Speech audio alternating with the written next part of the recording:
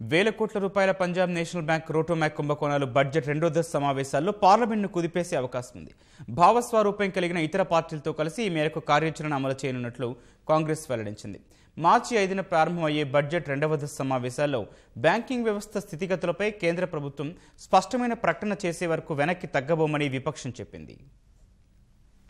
Only the tip of the iceberg. The banking sector is in serious trouble. Government is trying to obfuscate the facts. They are trying to hide the enormity of the crisis which is afflicting the banking sector, and the government needs to come clean on all the facts. And that's why we would once again like to reiterate that Mr. Prime Minister and Mr. Finance Minister, the time has come for the NDA BJP government to direct all public and private sector banks to make all details about NPAs and bank frauds public.